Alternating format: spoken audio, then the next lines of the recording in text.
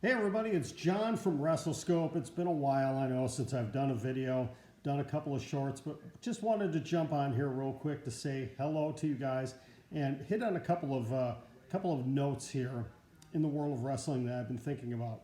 So obviously this Saturday is the Royal Rumble, and there's a lot of talk about it. They have obviously barely announced even half of the participants on the men's side, and I believe it's only 8 or 9 participants on the women's side. So a lot of questions are coming up of, who else is going to be in the match? What kind of surprises are we going to see? Are we going to see any returns, any one-offs, things like that? And who are the eventual winners going to be? On the women's side, it is really looking like it's going to be Rhea Ripley. Rhea Ripley seems to be the odds-on favorite right now, depending on what happens with the Bianca Belair Alexa Bliss match.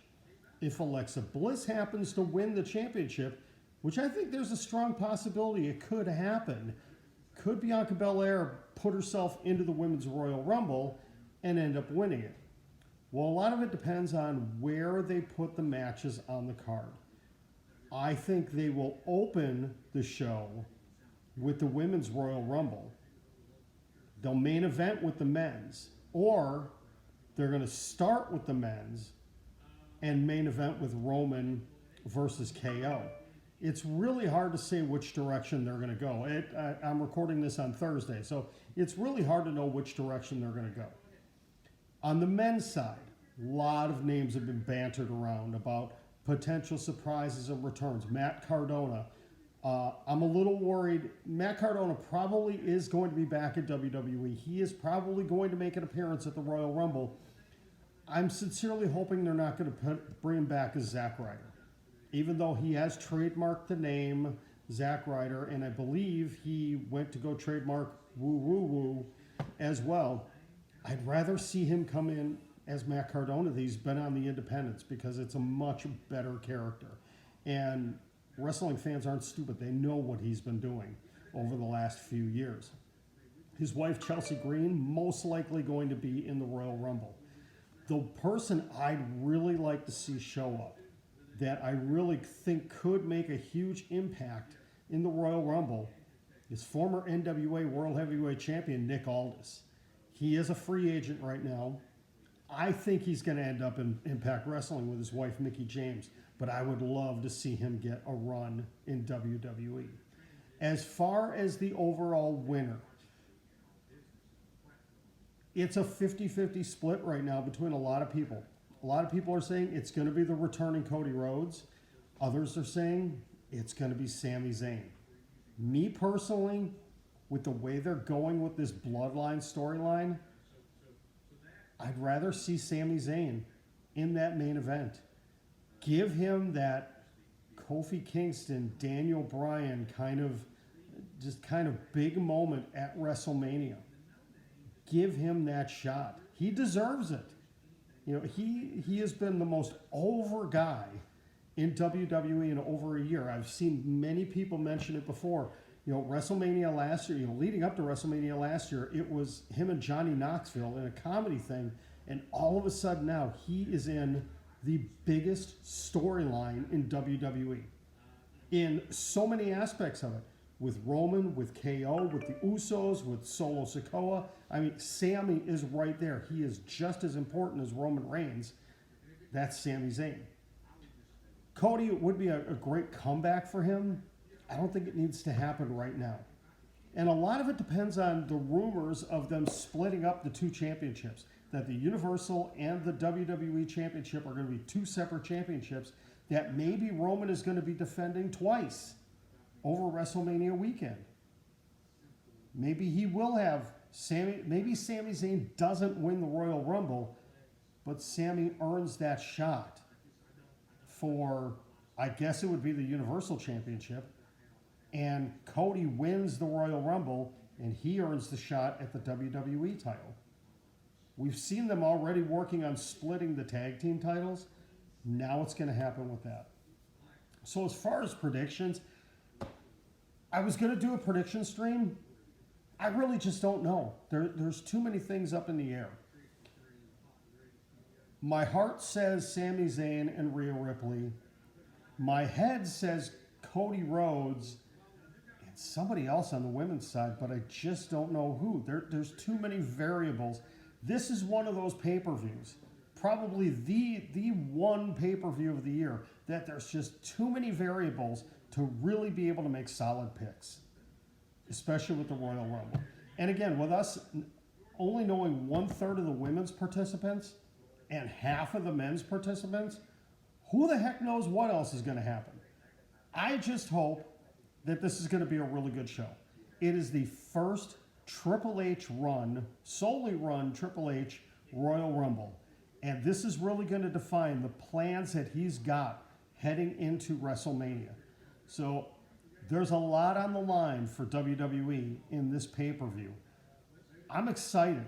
I'm slightly apprehensive, but more so excited than I have been in quite a while for a WWE show. I do want to talk AEW real quick. I was happy to see, I haven't watched the whole show yet because of another commitment. I had to miss the first hour of Dynamite last night, but I did catch a second hour. I made a point of watching the main event, and I was so happy to see Jay Lethal and Mark Briscoe do their thing in the ring last night. It was absolutely incredible. And then everybody coming out on the stage at the end of the show, Ian Riccaboni and Caprice Coleman on the call with Excalibur was just, it was perfect. Only thing I would have changed, this is just a tiny, tiny little nitpick, very tiny. I wish they would have knocked out all the commercials before that match. I wish they would have done that main event commercial free. That would have been the only thing. That would have been the only thing. But I was really excited about that. I can't speak too much more about anything else on the show, again, because I have not watched all of it. But I do want to make a comment, though, about Darby Allin versus Samoa Joe again. So, once again, we get TNT champion Darby Allin against Ring of Honor television champion Samoa Joe. Do we really need this match again? Or is it building to something bigger? No offense to Samoa Joe, he does not need both titles again. I'm hoping this is leading to something bigger, and it's kind of going along this angle of almost kind of along the Daniel Bryan thing where, you know, Daniel Bryan, is he going to be too injured? Is he going to be 100% to face MJF at Revolution? Now it's going down the point of, all right, Darby Allin is, 4 weeks in a row defending the title. He was just in Japan with Great Muta and Sting. He's getting beat up. If he doesn't win, he's probably going to be in bad shape. Is it leaving the door open for somebody to sneak in and steal that belt away? All ego Ethan Page, please. I think that's where they were leading with this. There's plenty of other people on that roster that could be in a match against Darby Allin. Yes, you've already got built-in storyline. You've got built-in history between these two.